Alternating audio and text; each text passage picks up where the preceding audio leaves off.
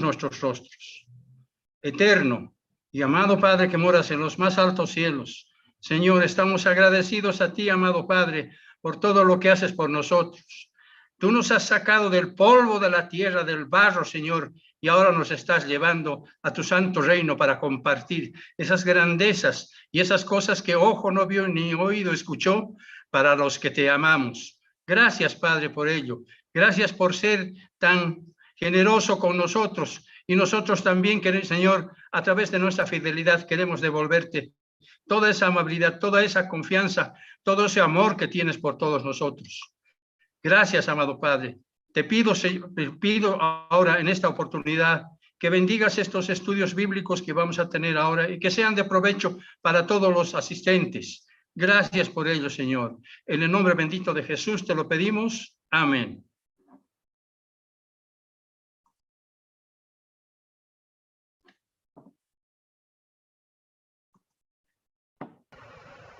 Si gusta puede abrir su presentación, don Raúl, y ya que la tenga lista... Estoy viendo ya. Ok, ya que la tenga lista me dice para compartirle pantalla a las personas, por favor. Sí.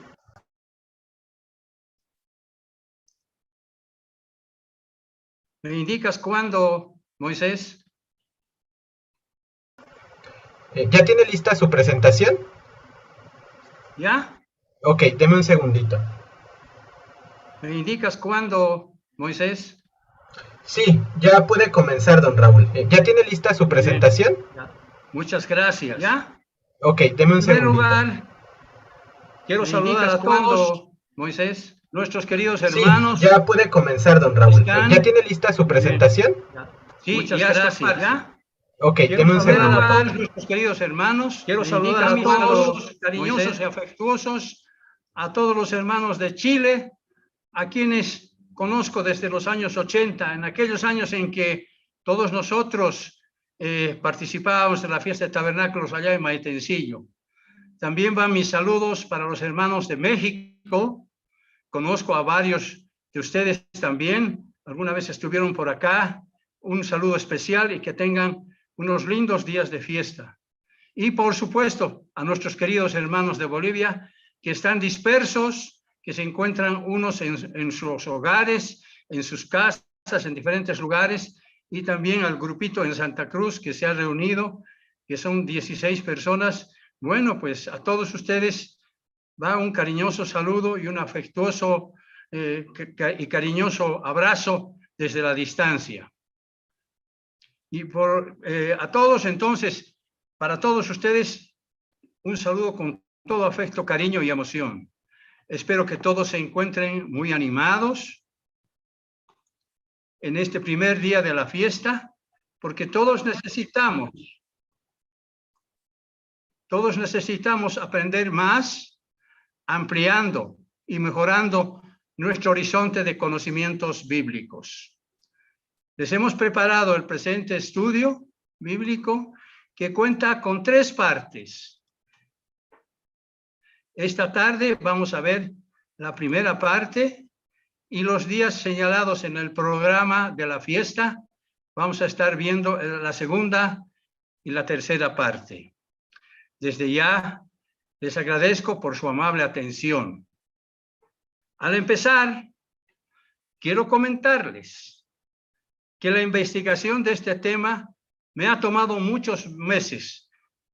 Estoy desde el año pasado afinando este estudio debido a que no pude encontrar suficiente material bíblico y de referencia importante, porque no existe, solamente he encontrado muy pocas, las cuales voy a seguir utilizando a medida que vayamos avanzando en el presente estudio. Por esa razón, acudimos a algunos reconocidos autores y textos confiables para que podamos tener la posibilidad de presentarlo en la fiesta. En primer lugar, este estudio está dedicado a ustedes. El presente estudio está dedicado a ustedes, a la Iglesia del Dios viviente, a las personas cuya pasión es ser columna y baluarte de la verdad, como nos dice el apóstol Pablo en Primera de Timoteo capítulo 3 y versículo 15.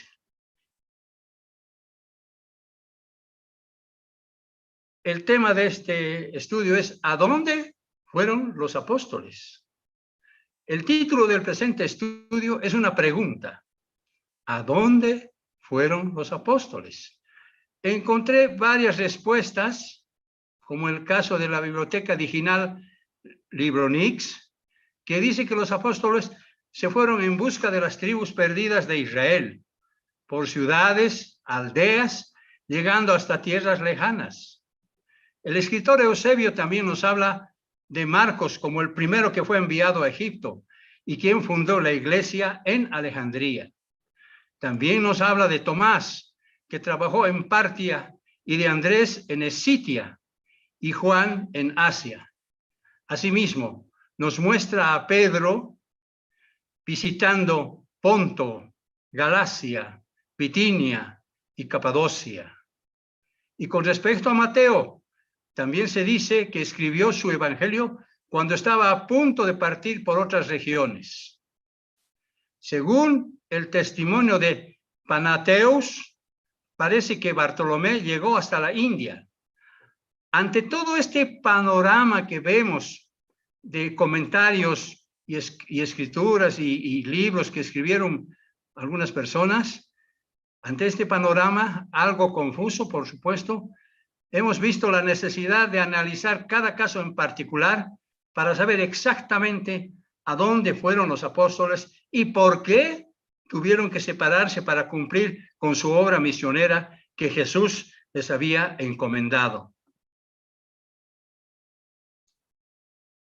¿En qué lugares predicaron el evangelio los apóstoles? ¿Cómo y dónde murieron? ¿Acaso es posible saberlo? Durante su ministerio terrenal, Jesucristo habló de la misión que el Padre le había dado sobre la tierra. Mateo 15, capítulo 24, dice que Jesús, respondiendo, dijo: yo no soy enviado sino a las ovejas perdidas de la casa de Israel. Por eso, él comisionó a sus 12 apóstoles para cumplir el mismo propósito, como afirma Mateo en el capítulo 10 y versículos 5 al 7, que dice: a estos 12 envió Jesús y les dio instrucciones diciendo: por camino de gentiles no vayáis, y en ciudad de samaritanos no entréis, sino id antes a las ovejas perdidas de la casa de Israel. Y yendo, predicad, diciendo: el reino de los cielos se ha acercado.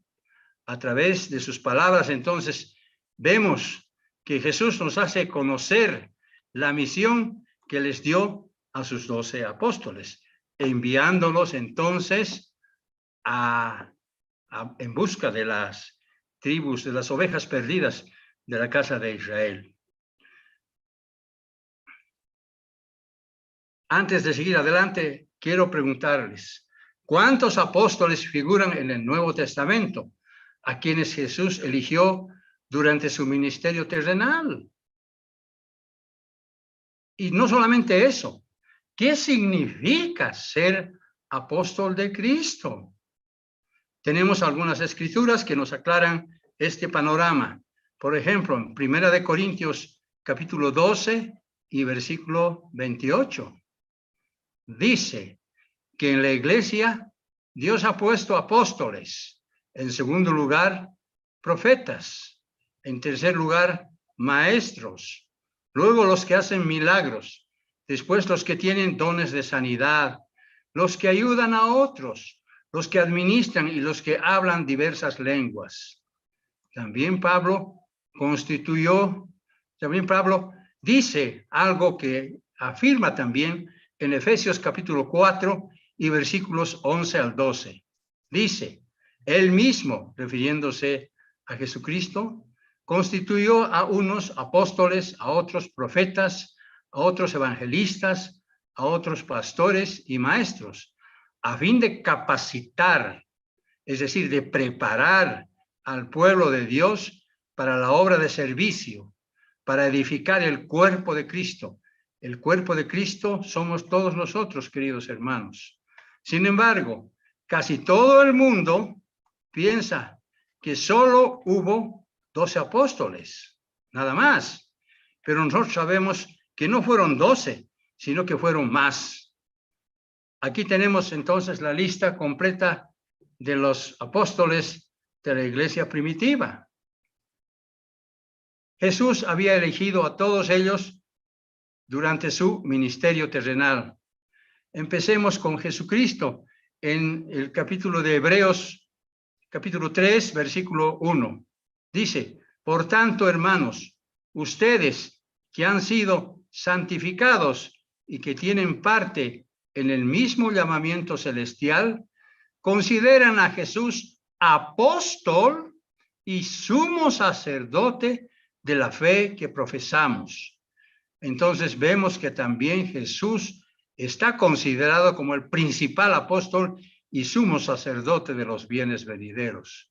Su misión tenía pues que cumplirse de manera gloriosa, porque sabemos que Cristo es la cabeza de la iglesia, como afirma Colosenses capítulo 1 y versículo 18.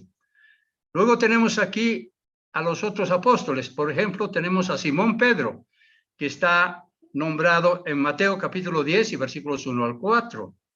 También Marcos habla de él en el capítulo 3 y versículos 14 al 19.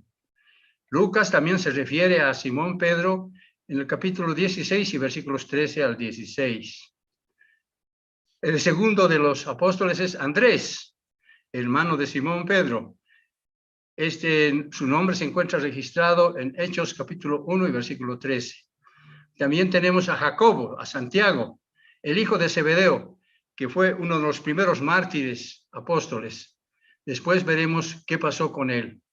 Luego tenemos al apóstol Juan, número 4, número 5, Felipe, número 6, Bartolomé, número 7, Tomás, número 8, Mateo, número 9, Jacobo, Santiago, hijo de Alfeo, el menor.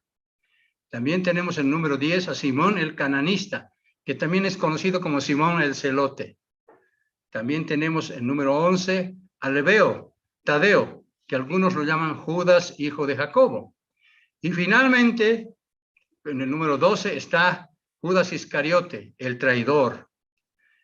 Pero también, no solamente es eso, sino que también tenemos a Matías, cuyo nombramiento está en Hechos capítulo 1 y versículo 26, y Jacobo, el hermano del Señor, o Santiago el justo, que también está registrado en Hechos 12, 17, 15, 13, Primera de Corintios 15, 7 y Gálatas 1, del 19 y capítulo 2 y 9. Él fue una columna en Jerusalén en aquellos tiempos, como bien sabemos. También, no solamente ellos, sino tenemos también a Pablo. Yo incluí ahí a Bernabé. Bernabé fue una ayuda bastante de Pablo, aunque después tuvieron que separarse. Pero él fue el hijo de consolación que ayudó muchas cosas a Pablo. Sus registros se encuentran en Hechos capítulo 13 y versículo 50, capítulo 14, versículos 4 y 15.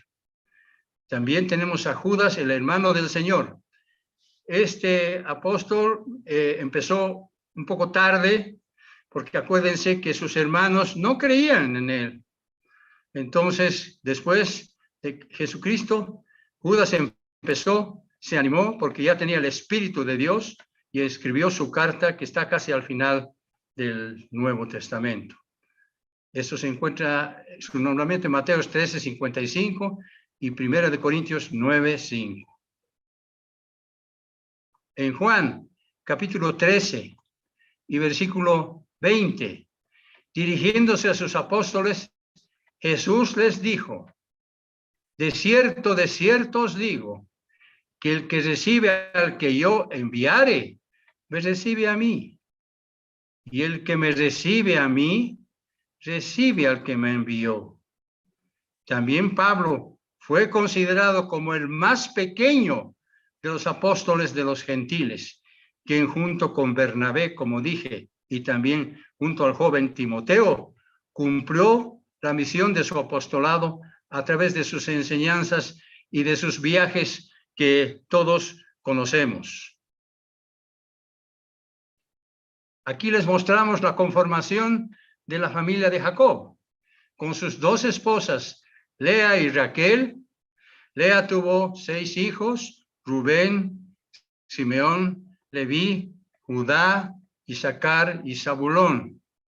Y Raquel, que tuvo 2 hijos, José y Benjamín. Acuérdense que cuando nació Benjamín, Raquel falleció. También tenemos a Silpá, una de las siervas que tuvo dos hijos de Jacob, Gad y Aser. Y Bilha tuvo 2 hijos que se llamaban Dan y Neftalí. Bajo el rey David, las tribus permanecieron unidas como una sola nación. Pero muerto Salomón, las tribus se dividieron en 2 naciones. La tribu de Judá se desprendió de Israel a fin de conservar su rey y sus costumbres y las fiestas santas y todo lo que habían aprendido, porque las tribus del norte los habían rechazado. Y ellos se establecieron en el norte y pretendieron cambiar las fiestas. Por ejemplo, dijeron, ¿por qué vamos a celebrar la fiesta de tabernáculos en septiembre? Vamos a celebrar nosotros en octubre, como si ellos tuvieran la suficiente autoridad de hacerlo.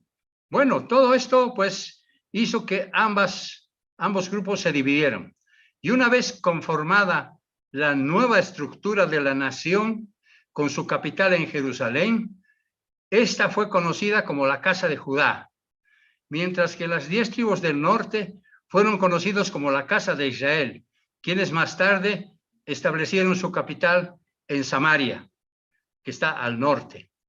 Debemos entender acá que no es lo mismo hablar de la casa de Judá que de la casa de Israel. Hay muchas profecías, sobre todo en Jeremías, que hablan precisamente de esto, de la diferencia entre la casa de Judá y la casa de Israel. Pero hay personas en el mundo que no lo entienden, que piensan que la casa de Judá es lo mismo que hablar de Israel, pero no es así, como bien nosotros lo sabemos. Cuando Jacob llegó a ser anciano, se encontraba entonces muy enfermo y antes de morir llamó a sus hijos para bendecirlos a cada uno de ellos. Vemos a José, que se encuentra a la izquierda de su padre junto con su hermano Benjamín, ambos hijos de Raquel. A su derecha se encuentran Rubén, Simeón, Leví y Judá. Más atrás se ubican Isaacar y Zabulón, estos últimos hijos de Lea. Luego están Gad y Aser, hijos de Silpa, y finalmente Dan y Neftalí, hijos de su sierva Bilha. Jacob profetizó el futuro de cada uno de la descendencia de sus hijos.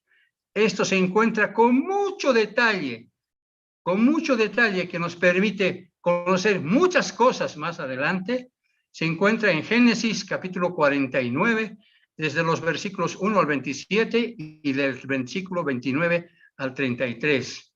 Me imagino que todos conocemos ahí, porque esto ubica exactamente a la descendencia y da o proporciona una serie de características de cada uno de los hijos de Jacob. De esa manera, no fue muy difícil encontrar dónde estaba su descendencia. Así que todo eso ocurrió en aquel tiempo. Finalmente Jacob les dijo, yo voy a ser reunido con mi pueblo. Sepultadme con mis padres en la cueva que está en el campo de Efrón el Eteo, en la cueva que está en el campo de Macpelá, al oriente de Manré, en la tierra de Canaán, la cual compró a Abraham con el mismo campo de Efrón el Eteo, para heredad de sepultura. Y cuando Jacob acabó de instruir a sus hijos y demostrarles en qué consistía su descendencia, encogió sus pies en la cama y expiró. Y la Biblia dice que fue reunido con sus padres. Aquí les mostramos algunas figuras de los 12 apóstoles. Naturalmente, yo no digo que los apóstoles hayan sido así, pero no pude encontrar, ni existe tampoco, ni fotos ni esquemas de ellos. Entonces, tuve que valerme de varias posibilidades y escogí una de las mejores, la que ustedes están viendo precisamente. De ellos vamos a hablar ahora. ¿Se han preguntado ustedes alguna vez por qué el libro de los Hechos guarda un extraño silencio respecto de los 12 apóstoles luego que partieron de Judea, mientras que Pablo predicaba el evangelio en Roma? ¿Se han preguntado por qué Hechos guarda un extraño silencio? ¿Dónde andaba Pedro y los otros apóstoles? ¿Por qué aparecen solo Pedro y Juan en un fugaz momento durante la primera conferencia de ancianos en Jerusalén, descrita en Hechos capítulo 15? ¿Por qué la Biblia nos describe la verdad acerca de los viajes de los primeros 12 apóstoles? No describe los viajes acerca de los 12 apóstoles. Por supuesto que conocemos muy bien los viajes de Pablo, que realizó por Chipre, por Asia Menor, por Grecia y por Italia. Pero la trayectoria de los 12 apóstoles originales quedaron en un misterio. Se trata de uno de los secretos mejor guardados de la historia de la Iglesia y que nosotros ahora lo vamos a descubrir. Es curioso que la mayor parte del Nuevo Testamento, después del libro de los Hechos, haya sido escrito solamente por Pablo. No hay ningún otro escritor más ahí en la mayor parte del libro de los Hechos.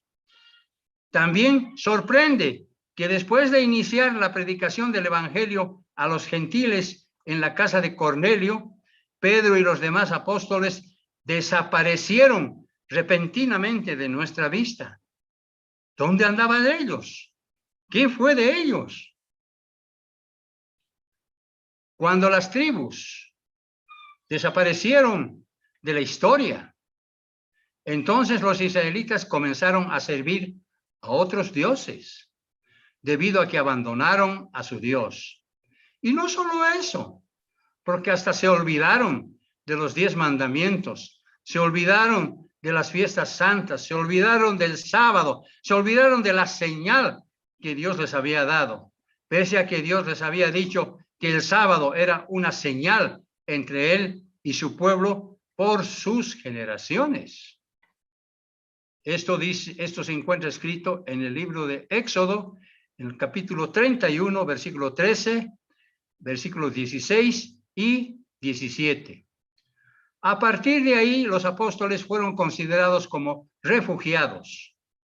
Además, cada uno de ellos se dirigió a lugares diferentes, según el Espíritu les ordenaba. De acuerdo a lo que Jesús les había encomendado, de esa manera, lo que muchos después encontraron algunos historiadores, resulta ser asombroso y sorpresivo, porque todo debido a que los datos disponibles eran y son escasos. Por eso, vamos a seguir algunas publicaciones de la Iglesia en tiempos del señor Armstrong, entre otras cosas, porque posteriormente no he encontrado nada relativo a este tema. Dios envió a los apóstoles para encontrar la descendencia de las tribus perdidas de Israel y para enseñarles y para predicarles el evangelio. Ellos fueron guiados por Dios hacia las tierras donde su descendencia se encontraba dispersa. Sabemos que los israelitas habían sido desplazados al norte y al oeste de su tierra natal, tal como los profetas lo habían predicho. Vamos a tratar de seguir la ruta por donde los apóstoles se desplazaron. puesto que la Biblia guarda silencio al respecto, necesitamos pues acudir a otras referencias. Para ello vamos a seguir principalmente lo escrito en el libro titulado, es un título bastante largo, se titula así: Historia de la vida, hechos, muerte y martirios de quienes fueron contemporáneos o inmediatamente secundaron a los apóstoles como padres primitivos de los primeros heraldos, para los cuales se hizo esta cronología de las primeras eras de la Iglesia. El autor del libro es William Cave, quien fue considerado un investigador erudito. Él había nacido en Pickwell, en Leicestershire, Inglaterra. Fue educado en Oakham School y en St. George College, en Cambridge. Obtuvo su licenciatura en 1656. Más tarde logró su maestría en 1660 y finalmente su doctorado en 1672, 12 años después. De esa manera, en 1681 fue incorporado al pueblo del doctorado en Oxford, porque lo consideraban una eminencia, lo consideraban un hombre muy erudito que había escrito acerca de los apóstoles. Es pues muy interesante que el señor Cave, que había residido precisamente en Inglaterra, se debe principalmente a que la descendencia de las tribus perdidas llegó hasta esas tierras precisamente, también a las regiones vecinas. Entonces, para el señor Cave no fue muy difícil ubicar a la descendencia de las tribus de Israel. Y, por supuesto, conocer también dónde fueron los apóstoles. Aquí les mostramos la tapa del libro de referencia. Los méritos del escritor William Cave consiste en la minuciosidad de su investigación, la claridad de su estilo y sobre todo el método admirablemente lúcido de su disposición. Las dos obras sobre las que descansa principalmente su reputación son Los Apóstoles o la historia de las vidas, hechos, muertes y martirios de aquellos que fueron contemporáneos de los apóstoles o inmediatamente sucedieron a ellos. Esto fue escrito en el año 1677. De aquí también vamos a tomar mucha referencia. Y luego las escrituras eclesiásticas de la historia literaria en 1688, que también fue escrita por él. El escritor Dowling afirma que las obras de Cave se encuentran entre las que han afectado el progreso de la historia de la Iglesia.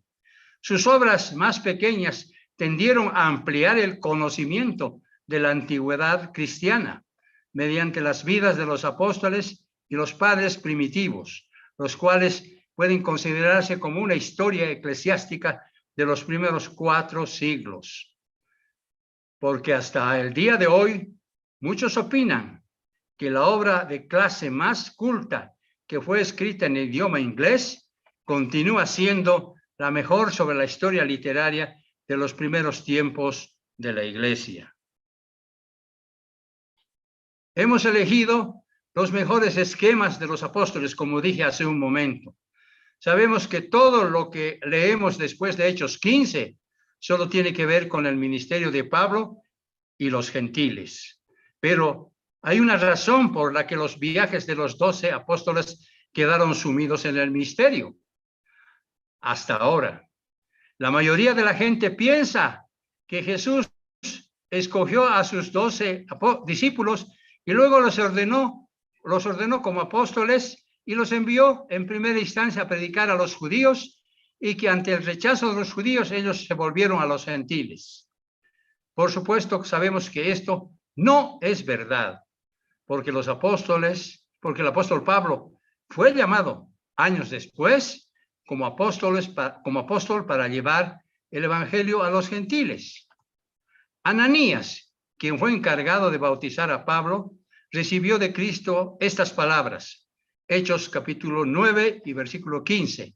Le dijo, ve, porque instrumento escogido me es este, para llevar mi nombre en presencia de los gentiles y de reyes y de los hijos de Israel.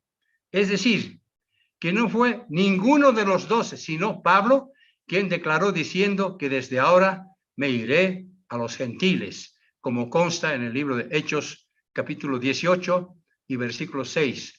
De modo que ya Pablo sabía cuál era la misión, pero digo de Pablo, mientras que de los 12 apóstoles tenemos que descubrirlo. Ahí tenemos el esquema de Simón Pedro, de Andrés y de Santiago, hijo de Zebedeo. Aquí tenemos también otra visión de Juan, de Felipe y Bartolomé. Es decir, que Jesús comisionó a Pablo para llevar el evangelio a los gentiles, mientras que encargó a los 12 apóstoles originales para que cumplieran una misión muy diferente. Encontramos en la Biblia una luz que se encuentra en el libro de Gálatas, en el capítulo 2 y versículo 9, que dice, en efecto, Jacobo, Pedro y Juan, que eran considerados columnas de la iglesia, al reconocer la gracia que yo había recibido, nos dieron la mano a Bernabé y a mí, en señal de compañerismo, de modo que nosotros fuéramos a los gentiles y ellos a los de la circuncisión.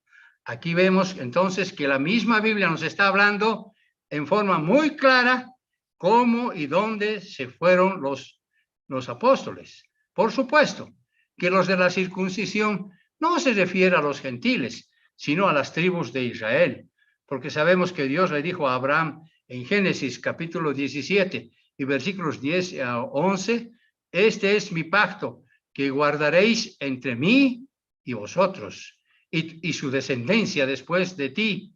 Será circuncidado todo varón de entre vosotros. Circuncidaos pues la carne de vuestro prepucio, y será por señal del pacto entre mí y vosotros. Es decir, que la circuncisión compete a Israel, dentro de la cual se encuentra la tribu de Judá, por supuesto.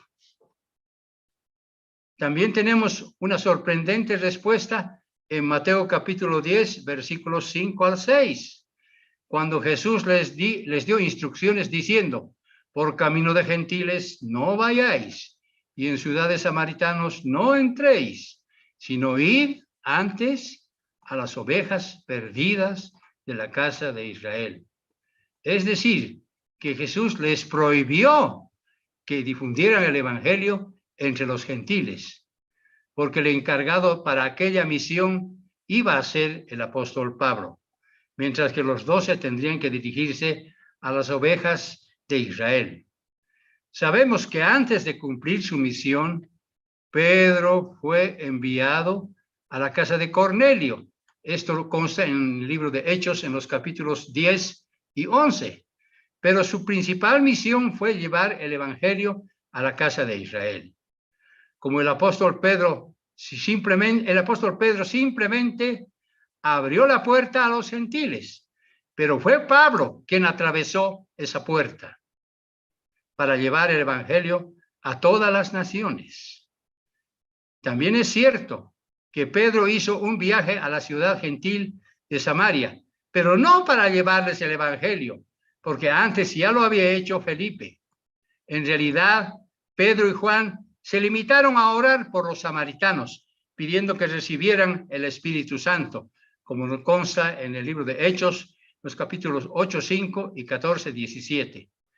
Por favor, no quiero que se confundan aquí, porque estoy mencionando que tanto el apóstol Pedro como también otro apóstol Felipe habían ido a esos lugares de Samaria. Pero eso fue mientras ellos se estaban todavía preparando para viajar fuera. Así que no debemos confundirnos con estos hechos y debemos considerar lo que viene más adelante.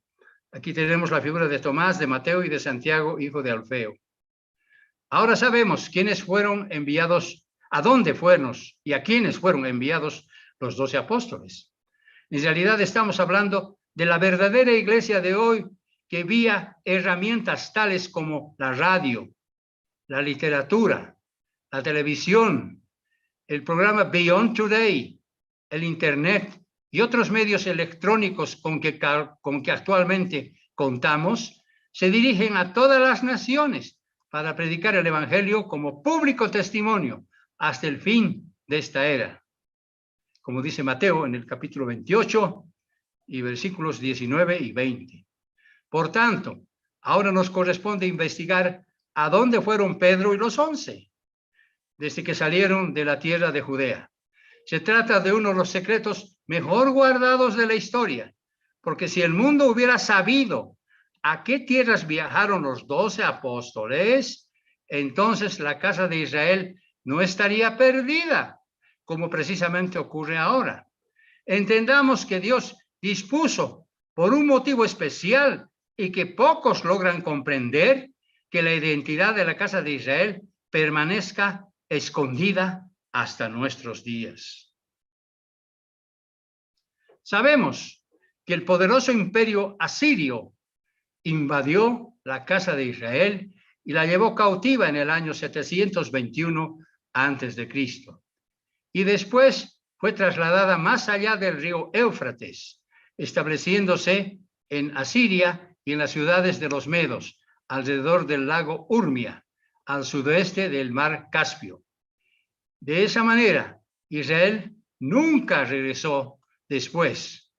Por eso, la historia los reconoce como las tribus perdidas. Precisamente a ellas fueron enviados los 12 apóstoles, mientras que la casa de Judá permaneció en Palestina hasta más de un siglo después, es decir, para ser exactos, 135 años después. Entonces, también Judá fue deportado a Mesopotamia. Sin embargo, durante el año 538 a.C., 70 años después que Babilonia era una potencia mundial, los judíos regresaron a la tierra prometida.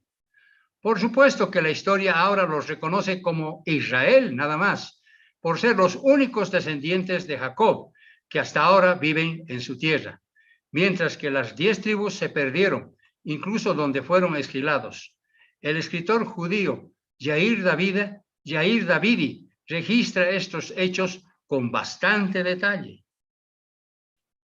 Durante la primera deportación de los israelitas, ocurrida entre los años 734 al 732 a.C., Asiria tomó parte de la población, principalmente de las tribus que estaban ubicadas al norte, es decir, Neftalí, Rubén, Gad y parte de Manasés, que vivía en la Transjordania, llevándolos al norte de Asiria y al noroeste de Mesopotamia, como consta en Segunda de Reyes, capítulo 15, y versículos 27 al 29, y Primera de Crónicas, capítulo 5, y versículo 26.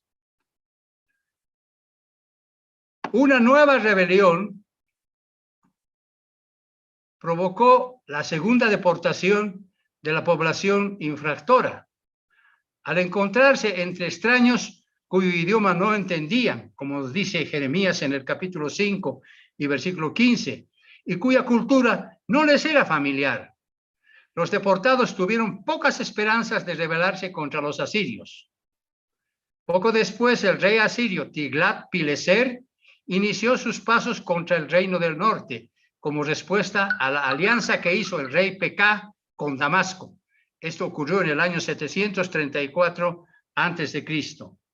Y al haberse realizado esta alianza, la respuesta asiria fue definitiva, y la nación iba a dejar de existir desde entonces. El ejército asirio llevó por la fuerza a toda la población al exilio. Los dispersaron por todo su imperio y repoblaron los territorios desocupados de Samaria con gente extraña procedente de regiones remotas. Por esa razón, después, en tiempos de Cristo, vemos nosotros que los israelitas, o sea, los judíos, no querían a los samaritanos, porque no eran gente de su clase, sino eran gente extraña. cuando habían sido depositados, cuando habían sido ellos procedentes de regiones remotas, se encuentra en Segunda de Reyes, capítulo 17 y versículo 24. El rey Oseas, que gobernó durante los años 731 al 722 a.C., puso en marcha un plan que desencadenó en los acontecimientos que llevaron a la disolución del Reino del Norte. Con la esperanza de recibir ayuda crítica de Egipto, Oseas traicionó la confianza asiria alrededor del año 724 a.C., como consta en Segunda de Reyes, capítulo 18 y versículos 19 al 10. Luego Salmanasar V respondió con un nuevo asedio entre los años 724 y 722 a.C., lo cual ocasionó la caída de la capital de Israel, Samaria. A partir de entonces, el reino del norte dejó de existir. Posteriormente, a los 14 años, el rey Ezequías de Judá subió a Sennacherib, rey de Asiria, contra todas las poblaciones fortificadas de Judá, y también las tomó. Estoy hablando de Sennacherib, mientras era el rey Ezequías, rey de Judá. Y dice que tomó todas las ciudades fortificadas de Judá, como consta en Segunda de Reyes, en el capítulo 18 y versículos 19 al 14. Sin embargo, Jerusalén no cayó en esta invasión y el reino del sur se recuperó lo suficiente como para durar otros 135 años más antes de que los ejércitos de Babilonia los conquistaran y destruyeran Jerusalén en el año 587 antes de Cristo.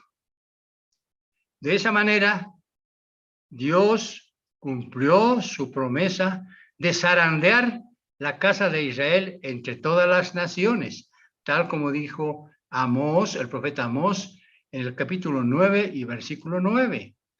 Entonces los israelitas iban a experimentar lo que es vivir bajo el dominio de otras naciones que tanto habían querido emular durante el tiempo en que estaban en la tierra prometida.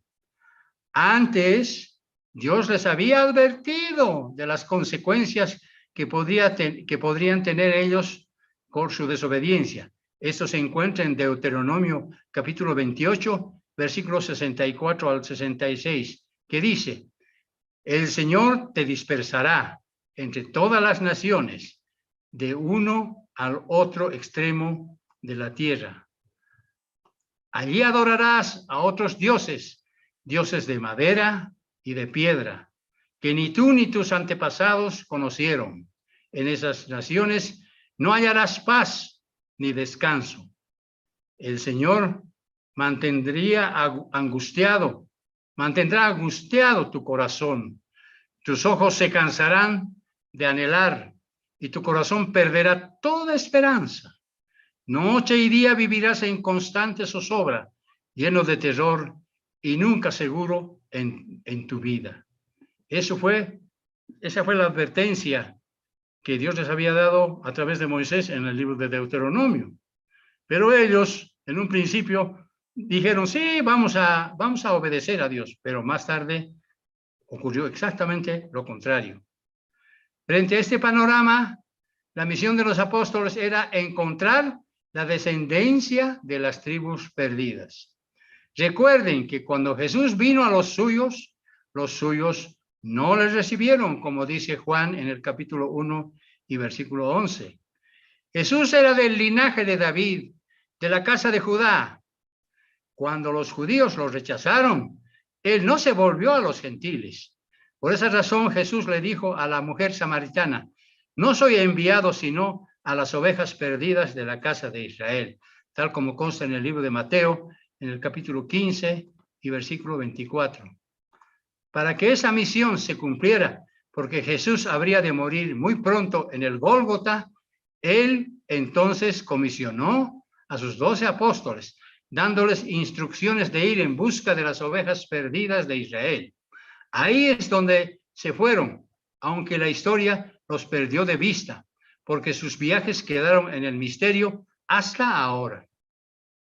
En tiempos del Nuevo Testamento, la historia de la iglesia primitiva fue preservada en los primeros años en el libro de los Hechos. Pero los libros de los Hechos no es completo, porque debemos notar que el libro de los Hechos se suspende súbitamente en la mitad de la historia. Lucas ni siquiera termina la biografía de Pablo después de sus 2 años de presidio. Hay una razón para ello. ¿Por qué? ¿Cuál es la razón entonces de que esto haya ocurrido? La respuesta se encuentra en la comisión dada por Cristo a Pablo, porque aún antes de su bautismo, Cristo había dispuesto la tarea que este apóstol debería cumplir. Primero, Pablo debía enseñar a los gentiles, cosa que hizo en Chipre, Asia Menor y Grecia. Y segundo, debía comparecer ante los reyes, lo que sucedió a raíz de su arresto cuando lo llevaron preso a Roma. Y una vez concluidos sus 2 años de prisión, cuando no aparecieron más acusadores, Pablo habría de quedar libre de acuerdo a la ley romana. En este punto, Lucas suspende la biografía de Pablo y cierra abruptamente el libro de los Hechos sin la conocida despedida. Esto se encuentra en Hechos capítulo 28, versículos 30 y 31. Durante 2 años completos, Pablo permaneció en una casa alquilada, recibiendo a todos los que iban a verlo, predicando el reino de Dios y enseñando acerca del Señor Jesucristo sin impedimento y sin temor alguno.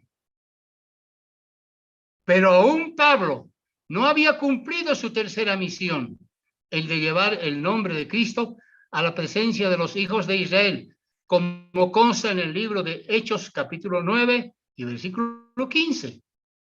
Tal como Dios le dijo a Ananías, porque este hombre es un instrumento escogido para mí, para dar a conocer mi nombre, tanto a las naciones y a sus reyes, como al pueblo de Israel.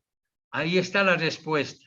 Jesús nos da entonces a entender que él también habría de continuar su labor en tierras lejanas.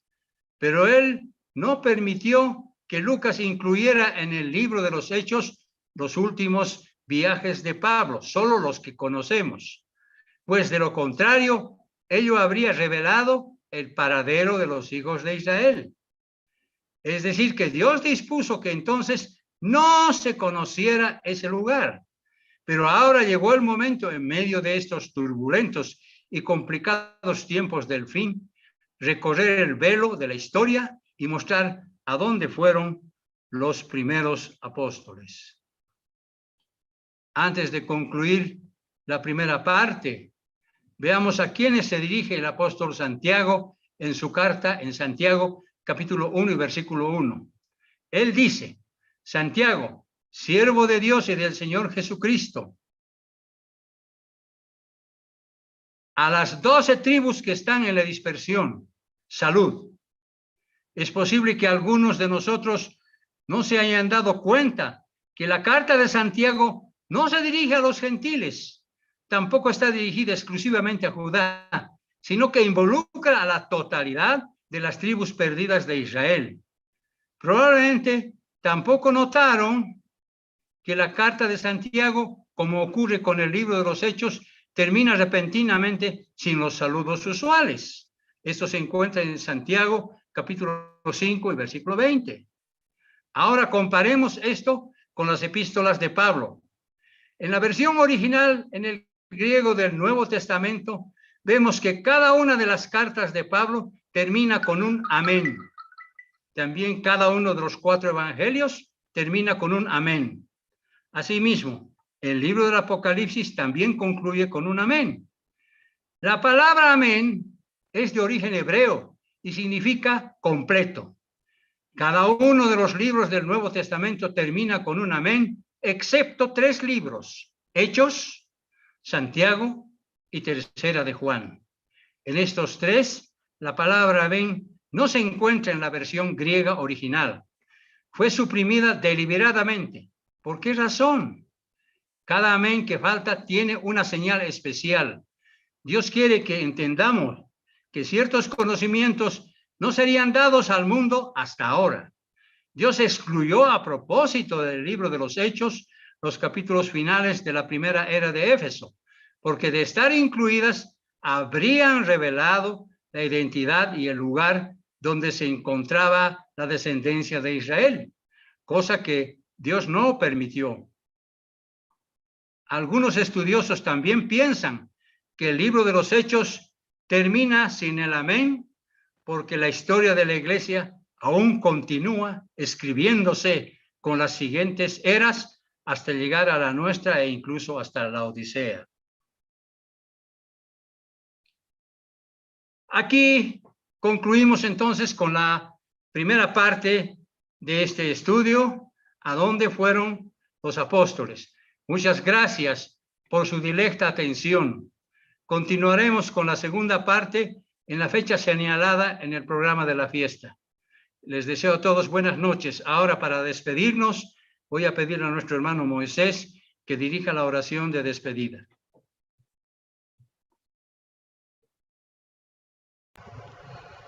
Muchas gracias.